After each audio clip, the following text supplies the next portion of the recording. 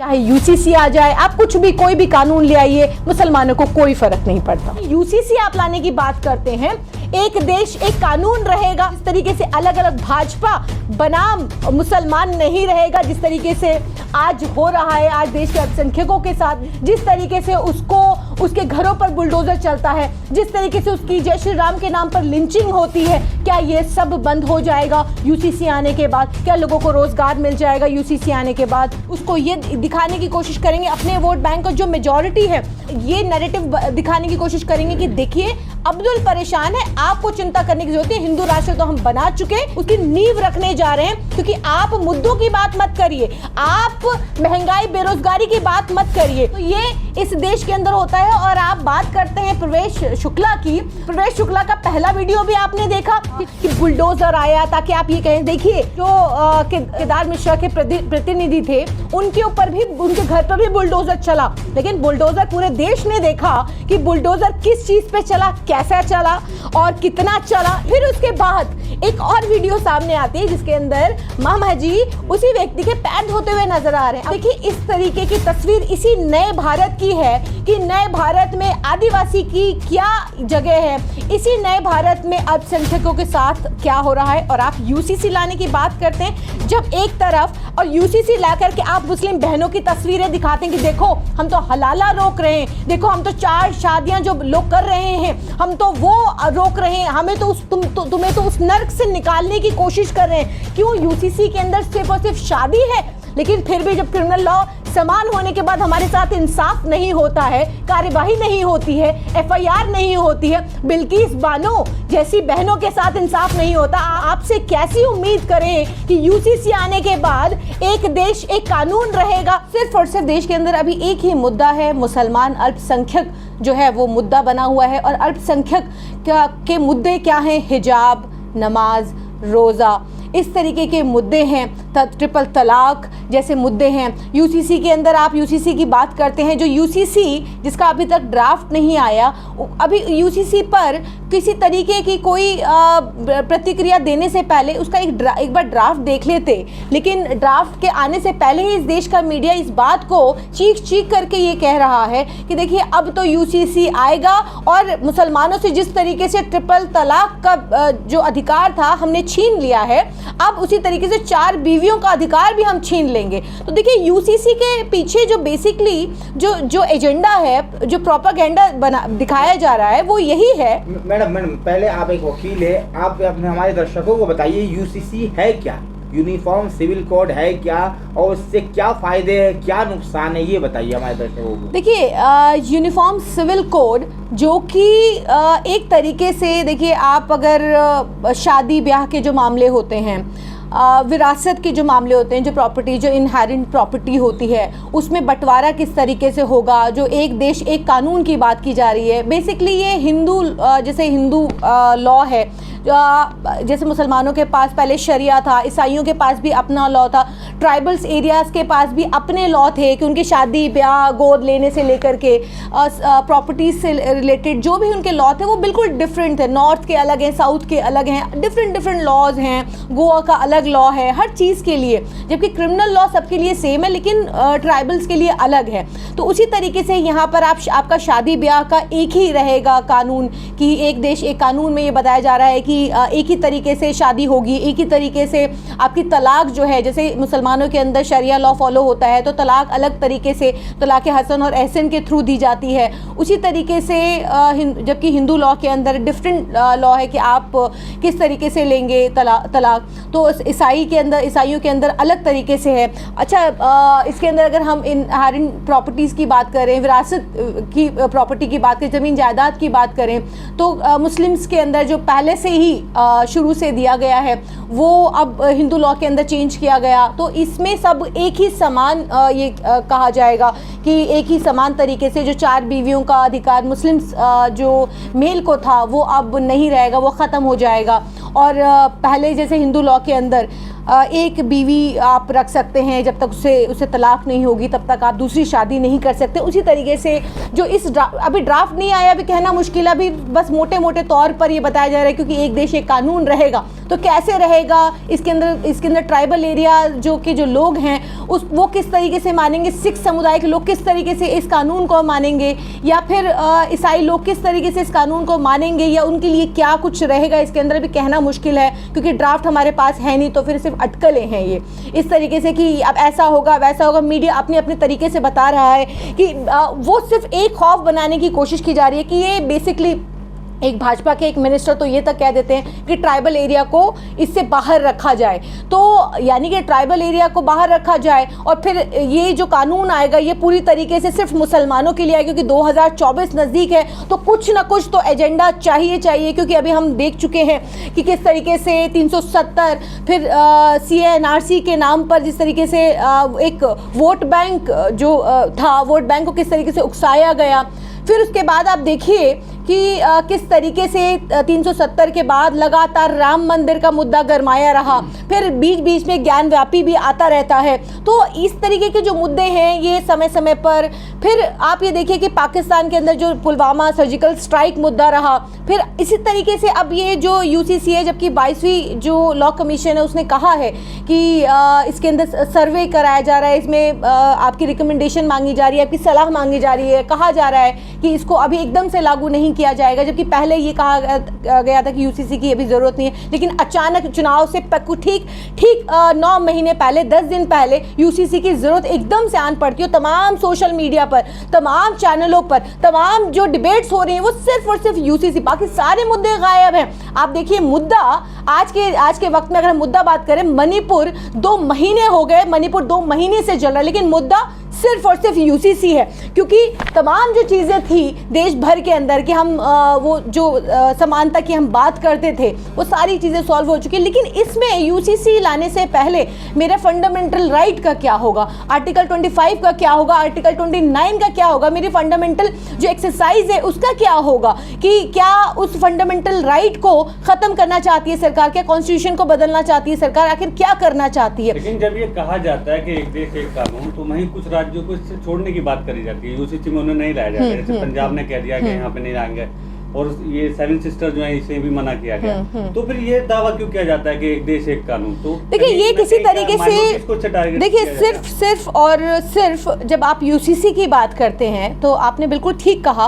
कि तमाम जो राज्य हैं जहाँ पर भाजपा के कई ऐसे मंत्री कहते हैं कि यहाँ पर लागू नहीं होगा, कहीं दूसरे किसी राज्य के मंत्री कहते हैं हम यहाँ लागू नहीं होने देंगे, क्योंकि उनको पता है, उनको अपने वोट बैंक की परवाह है, तो वो ये कहते हैं। लेकिन फिर ये बात आती है कि ये लागू आखिर किया किसके लिए जा रहा है, आखिर ये डर किसके लिए बनाया जा रहा है, क्योंकि अब्दुल परेशान रहे, ये बाकी तो सब ठीक है, बस अब्दुल परेशान रहना चाहिए और लगना चाहिए कि हम जो कर रहे हैं अब्दुल के अधिकार छीनने के लिए कर रहे हैं, तो इससे लोग खुश होते हैं। देखिए आज टमाटर का दाम क्या है, आज गैस सिलेंडर के दाम क्या है, कि जिस तरीके से महंगाई जो बड़ा मुद्दा होना चाहिए था, आज देश के अंदर 2 बातें चल रही हैं। एक वो कि एक तरफ वो नफरती लोग हैं, एक वो नफरत बोई जा रही है, वो सांप्रदायिक माहौल बनाने की कोशिश जो 2014 के बाद से लगातार की जा रही है कि एक हम सिर्फ और सिर्फ एक समुदाय के बारे में बात करेंगे, उसके अधिकार छीनने की बात करेंगे, उसको परेशान करेंगे, उसको ये दिखाने की कोशिश करेंगे, अपने वोट बैंक को जो मेजॉरिटी है उसको ये नैरेटिव दिखाने की कोशिश करेंगे कि देखिए अब्दुल परेशान है, आपको चिंता करने की जरूरत है, हिंदू राष्ट्र तो हम बना चुके, क्योंकि UCC के द्वारा हम हिंदू राष्ट्र कहीं ना कहीं हम बना रहे हैं, उसकी नींव रखने जा रहे हैं। क्योंकि आप मुद्दों की बात मत करिए, आप महंगाई बेरोजगारी की बात मत करिए। अभी देखिए जिस तरीके से 7 तारीख को फिर से प्रधानमंत्री जी भाषण देने वाले हैं, लेकिन कुछ सवाल हैं कि प्रधानमंत्री जी से ज़रूर पूछे जाने चाहिए, जबकि कभी वो PC नहीं करते हैं, लेकिन फिर भी उनसे कुछ सवाल बनते हैं कि जो 15 लाख रुपए, जो 20 रुपए डॉलर कर रहे थे, 30 रुपए पेट्रोल कर रहे थे, जो विदेश में काले धन की जो लिस्ट जेब से बाहर निकालने वाले थे, और घर जो घर और नल और जल देने वाले थे, जो बुलेट ट्रेन लाने वाले थे, और जो जिस तरीके से आप ये कह रहे थे कि चीन को लाल आंख दिखाएंगे, तो ये तमाम जो चीज़ें हैं वो 2 करोड़ रोजगार हर सालाना देने की बात हो रही थी, और अच्छे दिन लाने की बात हो रही थी। तो उनके तमाम जो 2014 के मैनिफेस्टो को देखिए, 2019 के मैनिफेस्टो को देखिए, 10 साल बेमिसाल सिर्फ 9 महीने रह गए हैं। एक सवाल ये है कि सरकार करना क्या चाहती है? जो वो बड़े कानून लाती है या दावा करती है कि ये आके रहेगा, 1 इंच पीछे नहीं हटेंगे, चाहे वो किसान कानून हो ला के वापस लिया, चाहे वो सीए हो ले आए लेकिन लागू नहीं कर सकते। अब यूसीसी पे भी वही दावा कर रहे हैं। 10 साल में उन्हें ये नहीं पता है कि वो करना क्या चाह रहे हैं देश के लिए। देखिए, जाहिर सी बात है कि वो करना सिर्फ और सिर्फ लोगों को बांटना चाह रहे हैं, लोगों को सिर्फ भ्रम में रखना चाहते हैं, क्योंकि विकास तो कभी मुद्दा था ही नहीं और ना कभी होगा, क्योंकि उनको पता है कि सिर्फ और सिर्फ इस नफरत के आधार पर ही सिर्फ वोट हासिल किया जा सकता है। राम मंदिर की बात, और कहते हैं रामलला की बात करने वाले कि रामलला की बात करते थे कि देखिए आप लगातार, अब आप ये देखेंगे टीवी डिबेटों के अंदर कि राम मंदिर बन चुका, जाइए और जाकर के वहाँ पर दर्शन करके आइए। फिर एक केजरीवाल तो वहाँ पे बस भी भेजते हैं, फ्री टिकट हो जाती है। तो उनको पता है कि आज देश के अंदर देखिए आज चल क्या रहा है। आज लाखों करोड़ों रुपए की एक वो फिल्म बनाई जाती है, जिस फिल्म में सिर्फ उनको पता है कि सिर्फ एक समुदाय के लिए वो फिल्म बनाई जाए, आप करोड़ों रुपए का मुनाफा कमाएंगे। कश्मीर फाइल, केरला स्टोरी, 72 उरे जो कि सेंसर बोर्ड ने पास किया, लेकिन फिर उनके ट्रेलर पे इशू हो गया। तो देश अब फिल्मों से चलेगा। तो देश आजकल फिल्मों से, देखिए अलग अलग ये तरीके हैं, सिर्फ एक समुदाय के लिए नफरत, सिर्फ नफरत परोसने के लिए कि आज फिल्में इस तरीके की बनती है। पहले भाईचारे की फिल्म बनती थी, लेकिन आज सिर्फ एक समुदाय के लिए फिल्म बनती है कि उसको किस तरीके से डीमीन किया जाए, उसके धर्म को, उसके नाम को, उसकी जाति को किस तरीके से डीमीन किया जाए, फिर वो चैनलों के द्वारा, फिर लोगों के द्वारा। आजकल देखिए कि आज हालत यह है इस देश की कि एक ब्राह्मण जो किसी आदिवासी के ऊपर किस तरीके से देखिए पेशाब करता है। तो कि आज इस देश की हालत ये है कि आज वो एक आदिवासी की स्थिति इस देश के अंदर है, और आप ये बात करते हैं कि आप यूसीसी लाएंगे। आज मेट्रो के अंदर या मेट्रो के आसपास या किसी बस स्टैंड के आसपास अगर कोई मुस्लिम व्यक्ति नमाज पढ़ ले तो फिर उसको जेल में डाल दिया जाता है कहीं रोड पर, क्योंकि रोड पर वो नमाज पढ़ने पर इसलिए मजबूर है। वही बता रही हूँ कि इसलिए मजबूर है क्योंकि मस्जिदें बहुत छोटी हैं, इसीलिए वो सड़कों पर नमाज पढ़ने के लिए मजबूर है। लेकिन आपसे फंड नहीं लेता, आप फंड नहीं देते उसे, लेकिन रामलला का मंदिर बनने के लिए भरपूर फंड जाएगा। तो देखिए इसी तरीके से कि जब मस्जिद की जब नमाज पढ़ने की बात आती है तो फिर उस नमाजी को जेल में ठूस दिया जाता है। एक मॉल के अंदर एक नमाजी ने नमाज पढ़ ली तो उसको जेल में डाल दिया गया। लेकिन मेट्रो के अंदर भजन और कीर्तन होते हैं, जिस पर इतने बड़े बड़े जो साउंड से ये कहा जाता है मेट्रो के अंदर कि यहाँ पर गाना बजाना मना है। साफ शब्दों में कहा जाता है वहाँ पर कुछ ऐसे फ्रेंड जाकर के वहाँ पर भगवाधारी पहन करके और वहाँ पर नाचते हैं, डांस करते हैं और कीर्तन बजाते हैं, लेकिन कोई जेल नहीं होती, कोई एफआईआर नहीं होती, क्योंकि वहाँ पर मुसलमान नहीं है। अभी आपने मध्य प्रदेश वाला बात की, परवेश शुक्ला वाली, तो वो उसको सजा भी हुई, जेल भी चले गए, घर पे बुलडोजर चल गया, और अब माँ के मुख्यमंत्री जो पैद हो रहे हैं उनके। देखिए ये नया भारत है। इस नए भारत में जो होता है, देखिए वो ये होता है कि देखिए जब किसी परवेश को के खिलाफ कोई मुकदमा होता है, एक और तस्वीर सामने आई थी और इसको सीक्वेंस वाइज बताऊंगी कि उससे भी पहले, उसकी गिरफ्तारी से पहले ही एक एफिडेविट सामने आया, एक स्टैम्प पेपर सामने आया, जिसमें वो खुद जो विक्टिम है वो खुद बता रहा है कि मेरे ऊपर इसने कोई पेशाब नहीं करा, जबकि पूरे देश ने देखा, लेकिन उसको इतना डराया धमकाया गया कि वो ये कहता है कि नहीं, मुझ पर तो कोई किसी तरीके का कोई पेशाब नहीं किया गया, ये हमारे इनसे तो बड़े अच्छे संबंध है, उसका बाकायदा मेरे पास है, मैं आपको भेज दूंगी। तो इतना डराया जाता है क्योंकि इस देश के अंदर होता क्या है कि जब कोई ऊंची जाति का कोई ब्राह्मण है, कोई इस तरीके का कोई व्यक्ति है जो भाजपा से आता है, भाजपा का कोई गुंडा, कोई फ्रिंज है, तो फिर उसके बचाव में पूरा प्रशासन इंटरनल आ जाता है और फिर उस व्यक्ति को जिस तरीके से डराया धमकाया था। अभी हाल फिलहाल में आपने देखा बुलंदशहर में एक लड़का अपने काम से लौट रहा था तो उसको कुछ गुंडे पकड़ करके उसका पूरा सर मूंड देते हैं और फिर कहते हैं बोलो जय श्री राम, और उसको मारते पीटते हैं। उसका बाप थाने में जाता है, उसको डराया धमकाया जाता है, उसका बाकायदा वीडियो है। वो कहता है कि आप अगर अपना केस वापस नहीं लोगे तो फिर अंजाम भुगतने के लिए तैयार हो जाओ। तो ये इस देश के अंदर होता है। और आप बात करते हैं परवेश शुक्ला की, तो उस परवेश शुक्ला का पहला वीडियो भी आपने देखा कि जिस तरीके से उसकी पीठ थपथपाई जाती है, पहला वीडियो में देखा कि जब वो थाने के अंदर लाया जाता है किस तरीके से उसकी आवभगत होती है, फिर उसके बाद उसका दूसरा वीडियो, फिर जब सोशल मीडिया पे जब बहुत ज़्यादा थू हो जाती है मध्य प्रदेश पुलिस की, तो फिर उसका एक दोबारा से उसको तैयार करके उसको बाकायदा दोबारा से इस सीक्वेंस वाइज जो है उसको दोबारा से शूट किया जाता है कि 4-5 पुलिस वाले उसको पकड़ के बिल्कुल लेकर आ रहे हैं, पीछे वाला भी मार रहा है, फिर साइड वाला भी भागता हुआ आ रहा है और भागते हुए आते हुए उसको ज़बरदस्ती उसके अंदर ठूसा जाता है और फिर उसके बाद ठूसने के बाद तो देखिए ये जो चीज़ें, और फिर एक पुलिस वाला मुस्कुराता है, अपनी मुस्कुराहट वो छुपाता है। आप साफ देख सकते हैं कि उसके अंदर वो किस तरीके से अपनी मुस्कुराहट छुपाता है। फिर उसके बाद एक और वीडियो सामने आती है जिसके अंदर मामा जी उसी व्यक्ति के पैर धोते हुए नजर आ रहे हैं। अब वो वीडियो कितना सही है कितना गलत है मैं नहीं जानती,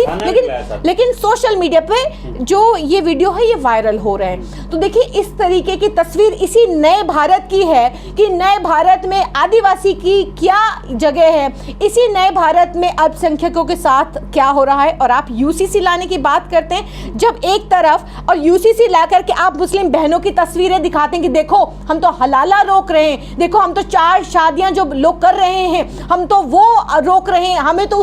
तुम्हें तो उस नर्क से निकालने की कोशिश कर रहे हैं। क्यों यूसीसी के अंदर सिर्फ और सिर्फ शादी है मुस्लिम बहनों की और यूसीसी के अंदर कुछ नहीं है। और यूसीसी के अंदर जो पूरी जो आप सिविल लॉ है, सिविल लॉ के अंदर सिर्फ एक मुस्लिम बहनों की शादी आती है और कुछ नहीं आता गोद लेने से रिलेटेड या फिर उसके अंदर आप विरासत से रिलेटेड। लेकिन तस्वीर क्या आती है यूसीसी के अंदर? सिर्फ मुस्लिम महिलाओं की तस्वीरें। यूसीसी वाला मामला हो या वो पैर धोने वाला मामला, आपको लगता है ये सब चुनाव की वजह से किया जा रहा है? देखिए जाहिर सी बात है कि जो वो ये पूरा जो